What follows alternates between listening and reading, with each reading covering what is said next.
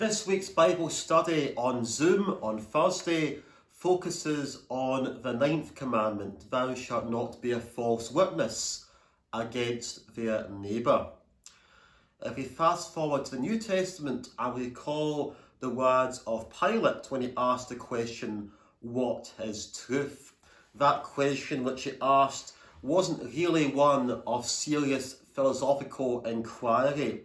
And it's very sad that this man, Pilate, was entrusted with so many matters of life and death, and he had such a cynical attitude towards this. And how different our attitude should be as Christians, and we're described as those who are of the truth by Jesus in John 18, verse 37. We are to be people of the truth. And the supreme value of truth is found in this 9th commandment in the Decalogue. You shall not bear false witness against your neighbour. Exodus 20, verse 16. And the command really concerns truthfulness in a judicial context, in a court or a legal setting.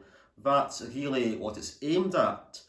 In Deuteronomy chapter 19, we're told about instructions for witnesses in criminal cases. A single witness is insufficient to establish a charge. There must be 2 or 3 witnesses in Deuteronomy 17:6, also found in Matthew 18, 2 Corinthians 13, 1 Timothy 5. And if there's any question about the integrity of a witness, the judges must inquire diligently. And if a witness is to be found to be a false witness, he must receive the very penalty that has been applied to the accused. Therefore, perjury carried the maximum penalty of death in the Mosaic law. And one of the rationales for the prohibition of false witness is that justice requires truth.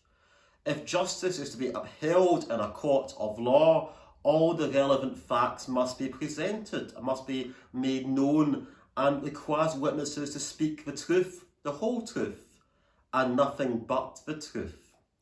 And indeed we see, as we look through our own modern judicial system, how it's based in biblical values about witnesses and about truth. And justice means that the accused is owed the truth, regardless of his guilt or innocence. And the 8th and 9th commandments are so closely connected. Bearing false witness is also a form of theft. It's withholding something to what someone is rightfully due. It's withholding from someone what is his rightful due. You know, his due is to get justice, whether he is guilty or innocent.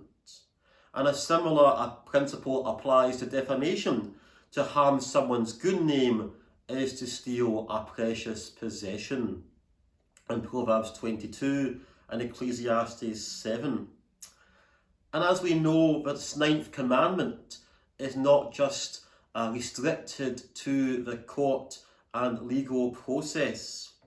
As the rest of Scripture says, truth-telling is a fundamental moral duty, and it's an honesty is a basic moral virtue. The righteous are characterised by truthfulness. In Zechariah 8, we're told the righteous love truth, whereas the wicked have lying lips. In the Psalms and the Proverbs we find that, also Jeremiah and Hosea. And one of the ways in which we love our neighbour is by speaking truth to him. You know, to love one's neighbour gets more and more complicated the more we think about it. But why is truth-telling so important? As always in Christian ethics, the answer is fundamentally to do with looking at Scripture. God is a God of truth, we're told in Isaiah 65.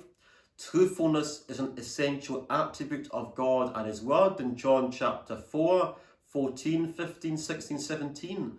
All these places mentioned in John's Gospel. 2 Timothy chapter 2, Titus chapter 1, 1 John 4, 1 John 5. In contrast, telling lies reflects the character of Satan and those who follow him. John chapter 8, 1 Timothy 1, 1 John 2, Revelation 21.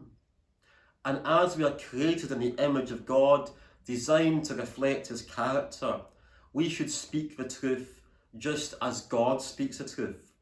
The 9th commandment, no less than the 6th commandment, hangs on the doctrine of the image of God.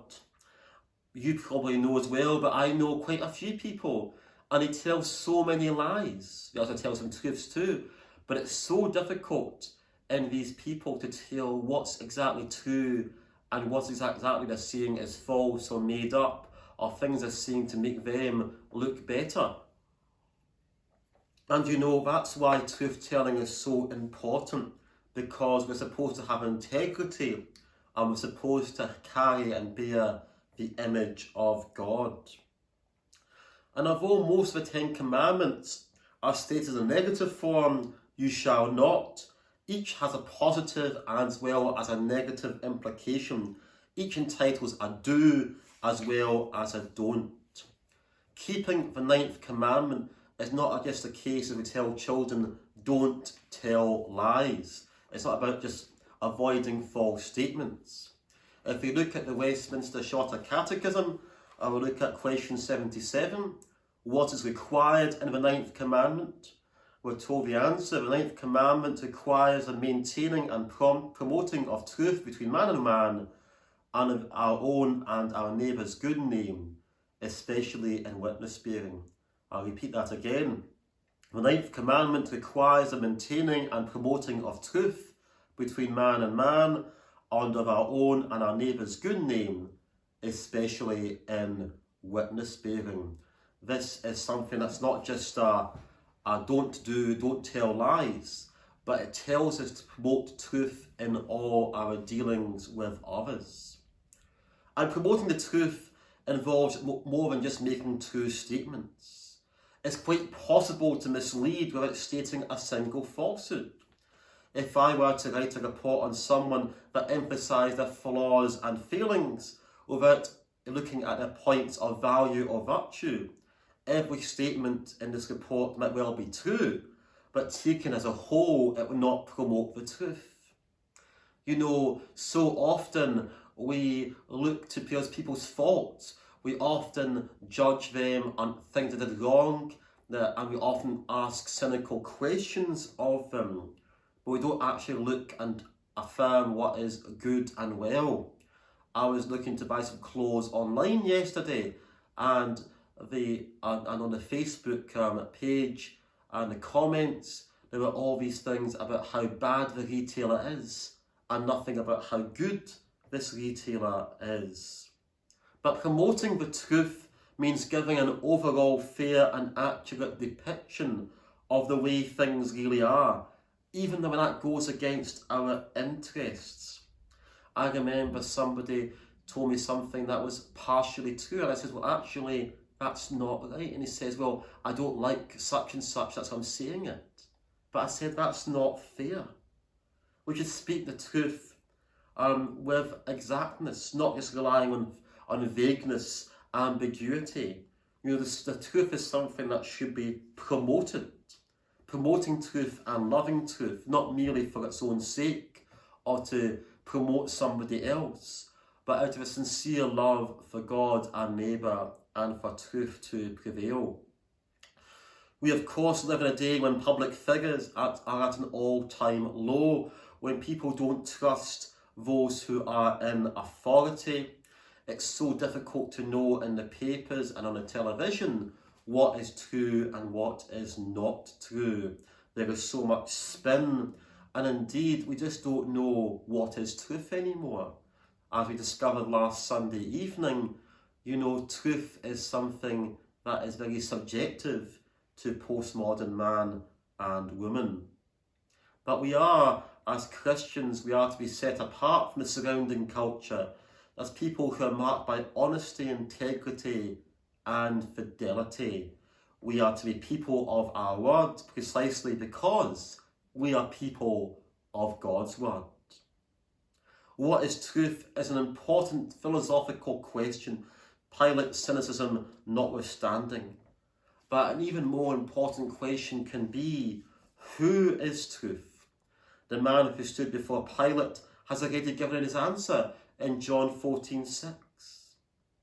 If we claim the name of Christ, our dealings with both believers and unbelievers must corroborate our confession, must corroborate or must agree with our professed faith.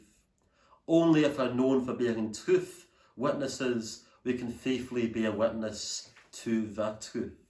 We see it very so practically just to end. We hear so many people saying, oh, Mrs. So-and-so is a Christian, says she's a Christian, but she doesn't actually live up to it because she does something naughty. That's the practical application of it. If we are to be people of the truth, to be a witness to the truth, we have to do that both in our beliefs and in our actions. I hope this gives us a taster for Thursday's Bible study, and you're all welcome to join on Zoom.